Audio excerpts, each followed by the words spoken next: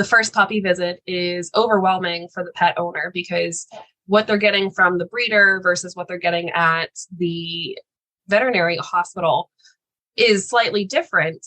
And again, overwhelming. You're getting a lot all at once. So being able to kind of take that time and have that conversation with them and just being able to answer every question for them too is highly important. Welcome to the Wear, Wag, Repeat podcast. I'm Tori Mystic. As a dog mom lifestyle expert, blogger, and business owner, I love talking to other women in the pet industry and sharing their advice with you every week. Sit, stay, and listen to the latest episode.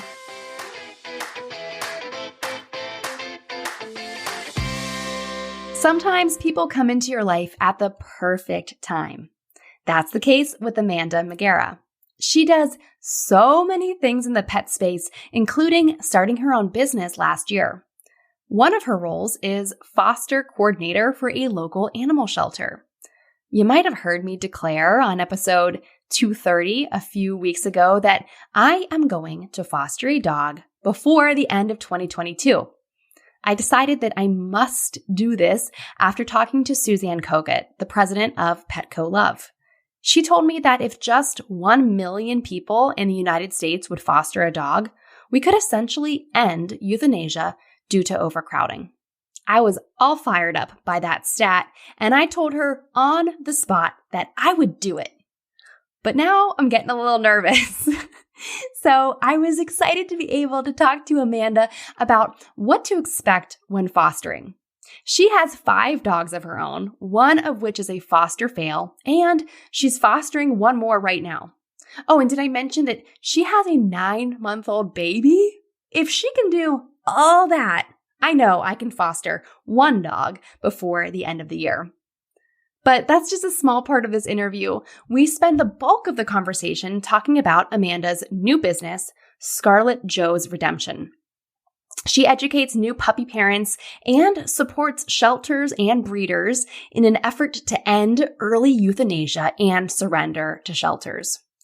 Working in the veterinary field and volunteering with shelters, she knows that this is a problem that needs attention. In addition to educating pet parents with an online course and membership community, I was interested to learn about the support and resources Amanda also provides to breeders.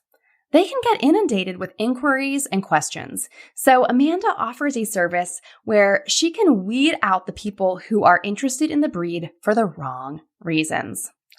You'll be inspired by the creativity that Amanda brings to her business. She saw a problem and she's come up with a bunch of solutions to solve it from different angles, with pet parents, with breeders, and with shelters. She is really making an impact. Speaking of finding the right people at the right time, I have to mention that Wear, Wag, Repeat Society is open for enrollment right now. This community has grown to be such an inspiring and supportive group of women in the pet industry. Members get access to monthly themed lessons taught by myself and the occasional guest expert, plus 3 virtual meetups every single month. I absolutely love the conversations that we have in these meetups. This is not like any other membership that you're in. For example, in our Hot Seats call, we might talk about the ethics of dogs being used to taste test new treats and food, the pros and cons of doing consulting work where you don't get the credit, launch strategies for a new dog accessories subscription box, or how to form an LLC. It's business strategy with dog people, and I know that you're going to love it. Membership is only open for 5 days though, so please click right over to wearwagrepeat.com/society and sign up today. I can't wait to see you in there. Amanda Megara's mission to help animals started in her teens when she worked as a kennel assistant. She worked her way up in the veterinary field from being a surgery tech to working with animals for physical therapy and currently working in sales for a veterinary supplement company. In addition to being a foster coordinator for a local animal shelter, Amanda decided to start her own canine business last year. her business was inspired by a 3-week-old bull terrier at the animal hospital who was facing euthanasia or owner surrender. Amanda jumped in to help the puppy and realized that she needed to do more to educate pet owners so that this didn't happen to anyone else. Her platform, Scarlett Joe's Redemption, is where she educates pet owners and offers a service for breeders to support their puppy-parent communication. When Amanda isn't finding ways to help the human and canine population, you can find her reading entrepreneurial books, paddleboarding with her furry friends, and spending time with family. Hey, Amanda. Hello. Thank you for having me. Speaking of family, we heard a couple cute little cuckoos in the background because you do have a baby in your lap right now. I do. It's perfect timing that he decided he needed to eat right now. So yes. Well, he's started. Is this his first podcast appearance? This is, yes. Famous already. Awesome. Well, let's. It wasn't too loud. No, it's okay. We welcome babies. I don't want any babies here at my house, but if they're at your house on Zoom, that's totally cool. And we can talk about dogs all day long, and your little boy, he can just kind of absorb all the doggy goodness. Absolutely. Perfect. So tell us about your business. It is called Scarlett Joe's Redemption, and it is named after that little puppy, Scarlett Joe, who I believe still lives with you, right? Yes. Yes, she does. So the business started in 2021, and the idea came from the fact that Scarlett Joe was facing euthanasia or surrender. So I felt there was a need to educate pet owners. I had been in the veterinary industry for about 14 years, and so many people would come in with things that they could easily avoid. Diabetes, for example. We would see so many cases of people not really even understanding that dogs can get diabetes. And then the care that it takes to take care of them when it happens, they're not ready or financially ready to take care of that. So I'm very passionate about those little things that can really help the future of them and their pet. So, yeah. Yeah, I think it's so important. And people who've been listening here for a while might remember I got certified in pet first aid and CPR earlier this year. And I was taking this class. It was an all-day thing. I think it wasn't that expensive to take, but I think it was like $75 or $85 or something like that. So it wasn't like crazy expensive, but expensive enough to kind of be prohibitive for some pet parents, but more so just the time involved, like sitting there for 6 hours or something. A lot of people can't do that. And I've had dogs for 20 years, but I was sitting there like, oh my God, I never knew this. I never knew that. Like I was learning so many things, and I wish that all pet parents could get that kind of education.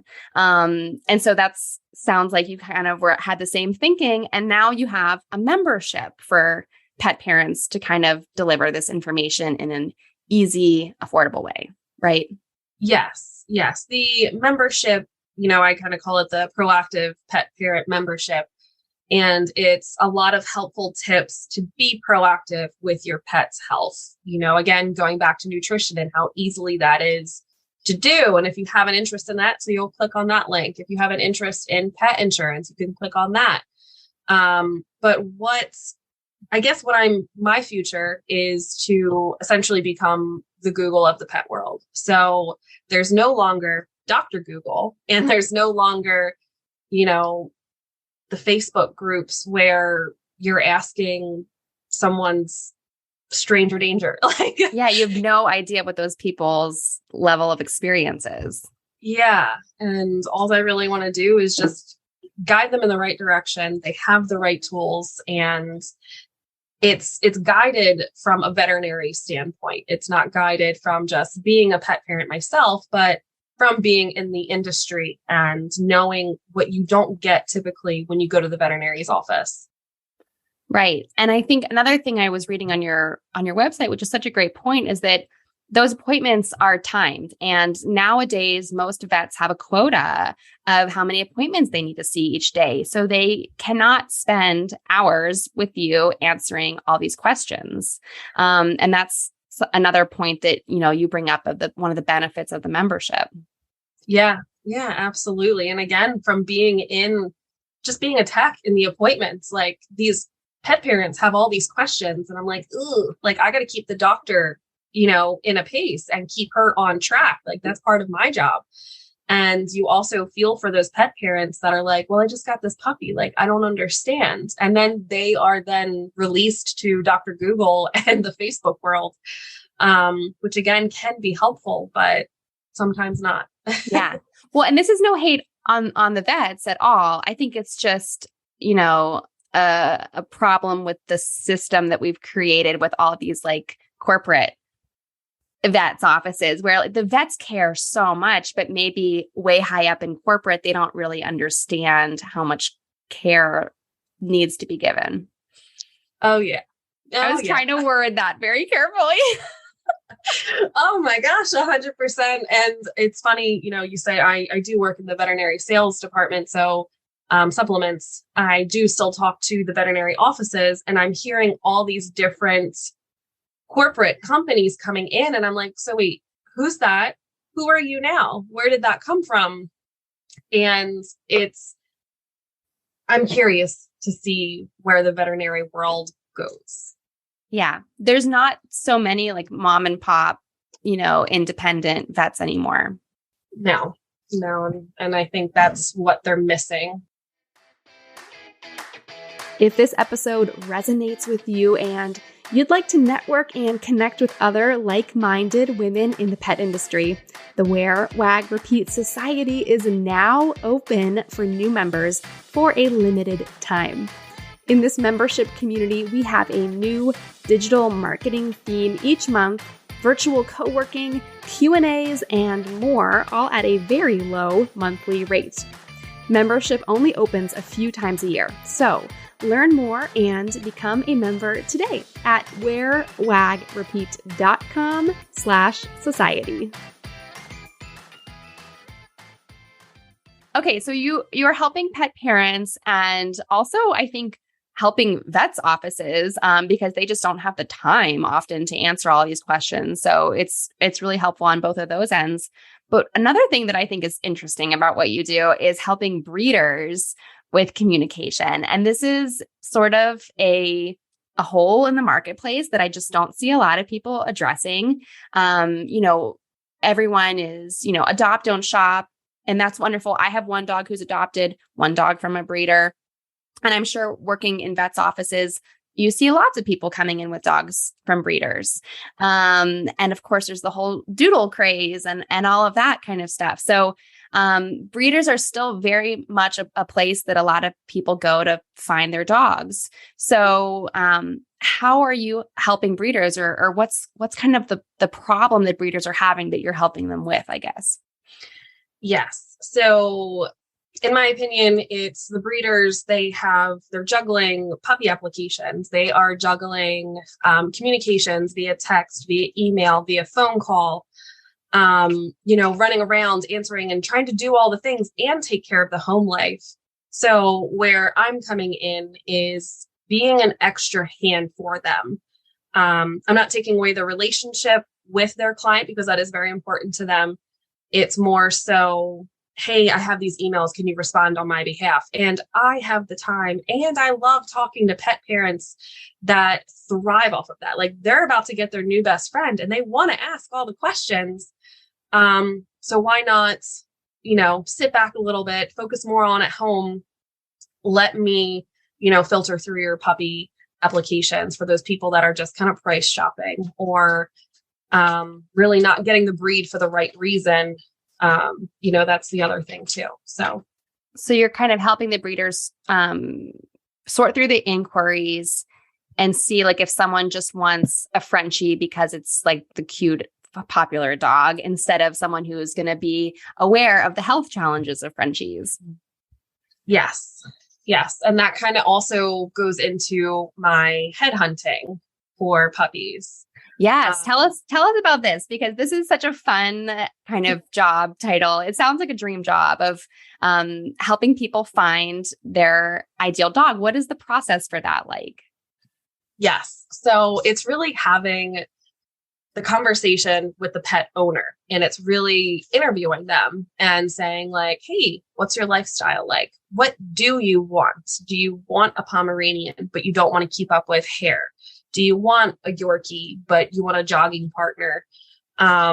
It's really spending that time and interviewing the pet owner and then finding them a reputable breeder or reputable shelter where they can get it from. Because honestly, I help a lot of family and friends with this kind of stuff. And recently online on Facebook, there's a lot of scammers out there. And it's knowing the right questions to ask to filter out the scammers as well. So I love headhunting for people and helping them find their next furry friend. Is that something that is location specific, or will you help people all over the country find dogs? Yeah, all over the country, help them find dogs. If anything, it's more of a challenge to hone in on their area and also find out what they're willing to do. Like, are they willing to ship a dog in? Are they willing to meet them halfway? But yeah, anywhere I can help someone find a quality bred dog, and not the backyard breeder. Yeah, I think it's so important. I think a lot of people can have a hard time distinguishing who is a responsible breeder and who isn't. And I think that whole term of adopt, don't shop should be extended to like adopt and maybe shop responsibly. Yeah. Because I think there are great breeders out there who, if they are in it for the right reasons, they're breeding for optimal health, optimal disposition, and all of that kind of stuff that is important. We don't want those backyard breeders' dogs ending up in shelters if they're going to, many of them have health issues because those breeders don't know what they're doing or they're just being reckless. Yeah. Yeah, absolutely. And it's very unfortunate, with me doing my deep dive into breeders, how many it's money to them and they're not focusing on the quality. And then I get to have these really great quality conversations with these breeders that are like, I do it all. And I'm like, oh, you're my people. Like, I'm so excited and so proud of you. Like, good. It's awesome. Yeah, there are really great people out there. And at the end of the day, pet parents, they want like the healthiest, happiest puppy possible that's going to fit their lifestyle. Yes, absolutely. So do you have like a questionnaire? Do you do this over Zoom or in person? What's the process of this headhunting thing? Yes. So first it starts off online, you kind of set into your inquiry of what you're really looking for. And then of course we can Zoom or we could just have the phone conversation on the phone regularly. But that's the main bulk of it, is really just having that conversation and really getting to know each other and what they can benefit from. And so this is a service that you offer. So do you mind if I ask, how much do you charge for puppy headhunting? So it is on my website. It is $60. And as of right now, that's kind of where I'm starting and probably looking to increase that price come the new year because of how in depth it is. And the time that I'm spending with the owner and the breeders of trying to find who is best for them. So. Yeah. No, that's so interesting. And thanks for sharing that and being transparent with it. I bet it is a lot more work than you thought it was when you thought of it. Yes. It's fun, but you got to get paid for the time that you're putting in, reality, and just giving them the best, experience too. They can still be involved in helping me find and, asking me questions and seeing what's best for everybody. Well, and I think, just keeping people informed, just to circle back to the services that you provide for breeders, I think it's so important. I think that just to generalize, it seems to me like the breeding community is a little behind the times in technology.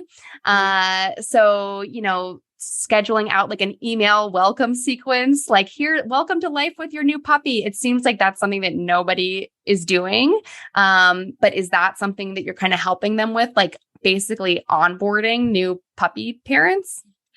Basically, yeah, definitely onboarding them, creating that relationship and really just setting them up for success before they even get to the vet. Because again, like the first puppy visit is overwhelming for the pet owner because what they're getting from the breeder versus what they're getting at the veterinary hospital is slightly different. And again, overwhelming. You're getting a lot all at once. So being able to kind of take that time and have that conversation with them and just being able to answer every question for them too is highly important. So, yeah. Is there a breed that you seem to focus on in most of the clients that you work with? Not necessarily.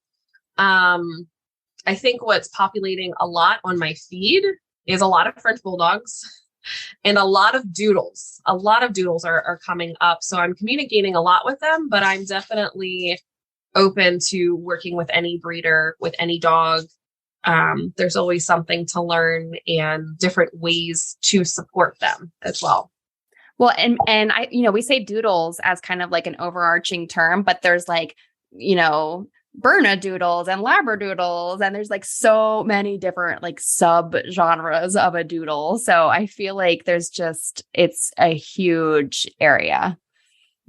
Yes, it's definitely booming with popularity. And again, that can be a good thing and a bad thing because for that breeder that's looking for money, they're like, this is what's hot. This is what we're going to do right now. And then it's not going to work in the long run because of why they're doing it. Yeah. Well, and it's even more important for, it seems to me in general, a lot of doodle owners are first-time dog owners, or it's like younger people who, in their early 20s who are specifically looking for doodles, and they might not know the red flags of what to look for.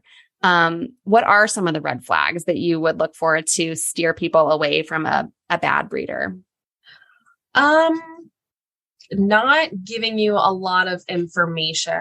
So I feel like a good breeder is going to be like, hey, check out my Facebook page or check out my website.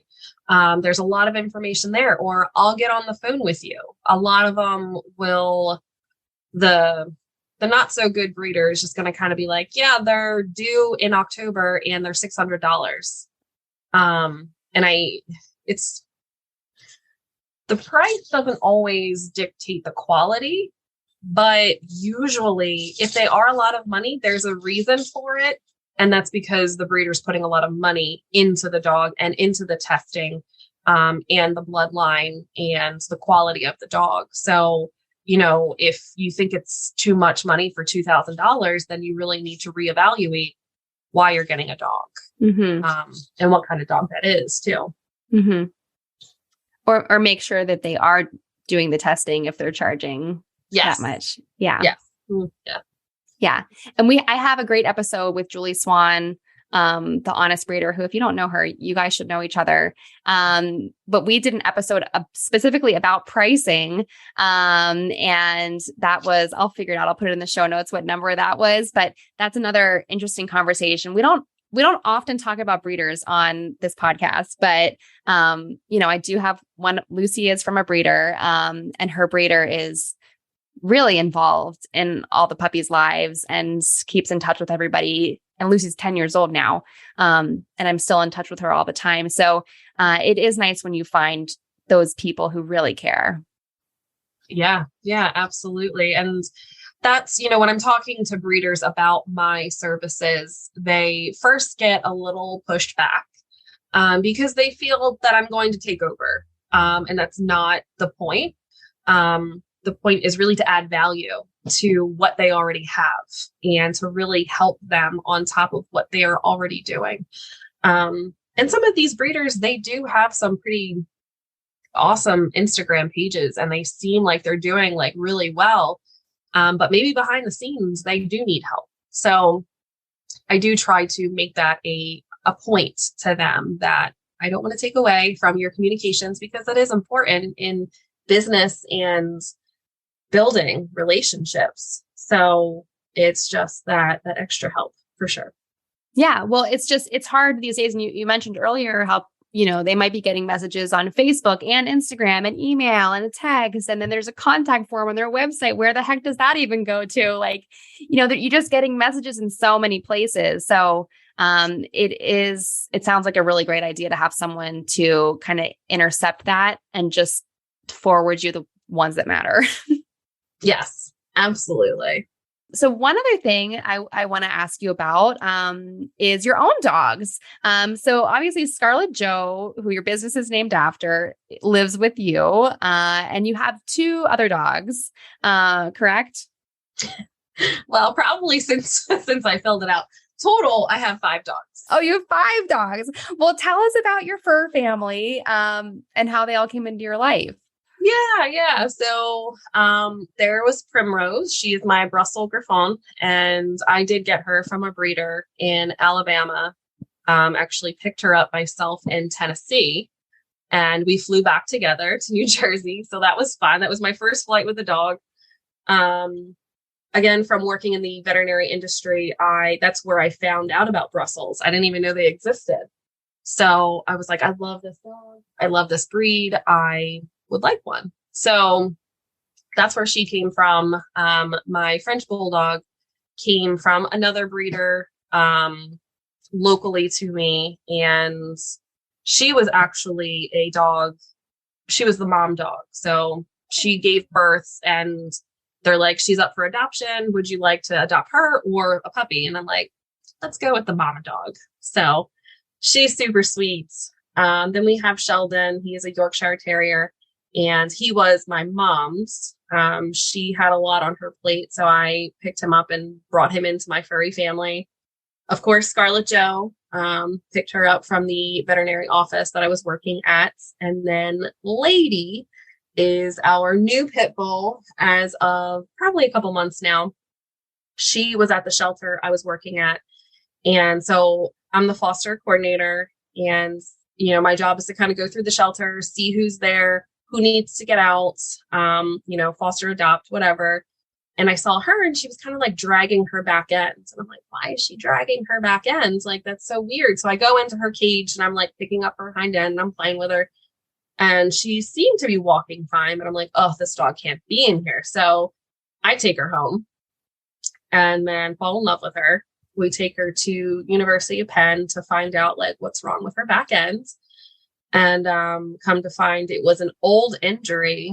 She's probably about a year. So an old injury that both of her knees were like cracked.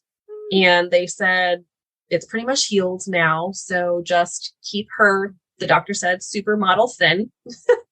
So it creates less weight on her joints, and just make sure she doesn't tear around the yard and tear her ACL or any other ligaments. So she was my foster fail.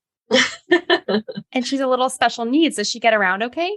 Yeah, she's totally fine. She's on her glucosamine supplement, and you wouldn't even know she has an injury, thank goodness. So it's honestly trying to keep her calm so she doesn't re-injure herself.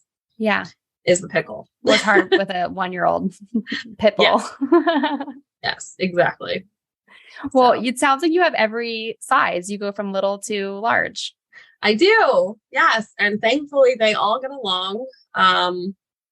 It's just one big little happy family. Yeah, it sounds awesome. And you have a 9-month-old human baby. Yes. Why not? Why not? We don't have enough going on. No. So yeah, it's a lot of fun. A couple weeks ago, I had Susan Kogut on. She's the president of Petco Love, their charitable foundation. She was just awesome to talk to, but she inspired me to foster. I'm gonna be a foster dog mom. Okay, this year. I've put it out there. I'm telling everyone so you guys can hold me accountable. But I want to do this before the end of the year, but I'm just scared because I have 2 dogs already. So what advice do you have for me to become a foster dog mom? What do I need to know? What should I expect?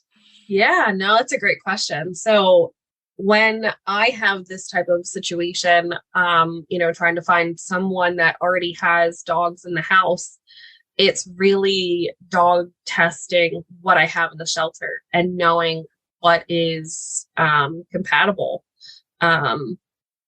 Sometimes we don't like, they'll just come into the shelter and we don't know their personality. And honestly, because they're going through so much change, it's hard to even tell. So how they are in the shelter will also change when they're with you. So granted, if we get a lab in, you kind of know their demeanor off the bat. But if you get a pit bull mix in, you don't know where they came from. And granted, that could have been like any breed of dog. I don't mean to just point out the pit bulls because, I got one. She's a sweetheart. So just, they like to do dog meets. So make sure you go wherever to do a dog meet with your dogs. Make sure everybody gets along. Get ready to fall in love. And, it's so rewarding. I'm actually fostering a puppy right now. So I got 6 in my house. There's 6 at your house. So it's knowing what's compatible with your dog, knowing your dog's personalities, having a space for them to decompress. So, make sure you have a cage, make sure you have a quiet space to just let them be in a new environment. And lots of love and have fun. It's meant to be fun. Well, hearing that you have 5 dogs and then you're fostering like a 6th one, it just like, I'm like, well, I only have 2. So, that's nothing. Exactly. You got this. Yeah. I think that I just have to rearrange a little bit and set up a little kennel crate area so that everyone can have their space. But I've been doing some research. There's some rescues here in Pittsburgh that are 100% foster rescues. So I think that might be a good option because it seems to me, maybe this is incorrect assumption, but some of the dogs who are in the shelter who need fostered, they just are so stressed by the shelter environment and they're maybe reactive to other dogs. And it might be a more difficult fit for someone who already has 2 at home. But maybe I'm making an assumption about that. You're right, but not 100%. So yes, some dogs handle shelter life just fine. Some dogs lose it. So we had some German Shepherds, some high anxiety dogs that lose it. And then we have I went up to this one kennel and there's toys, they have a canine enrichment in the shelter. And she goes to grab her toy and she brings it over to me at the door. And I'm like, oh my God, you already know she's a sweetheart, just by her demeanor in the cage. And then there's dogs playing with balls in there. The noise doesn't even faze them. So you really just need to know and be comfortable with what you're bringing into your home. So it is 50-50, honestly. Yeah. You need to know the reason why they are looking to foster instead of keeping them in-house. Yeah. Mm-hmm. Yeah. Just to see if it's a good fit. All right. Well, I'm excited. Everyone stay tuned. I don't know when this is going to happen. And my family is probably going to be like, what are you thinking? Hey. It's exciting. But I'm excited to do it because it seems like it can make a huge impact. And it's just really important in setting these puppies up for success, or adult dogs, even setting them up for success with their forever homes. Yep. Absolutely. Which is exactly what you're doing. Yeah. So, Amanda, tell everyone, where can they learn more about Scarlett Joe's Redemption and all the cool things that you offer? Yeah. So there's scarlettjoesredemption.com. That will lead you to my own podcast, my Instagram, my Facebook. I have a TikTok that I don't really keep up with. And then my online course, membership, and the Headhunter. So that is all available on my website. Yep. Come find me.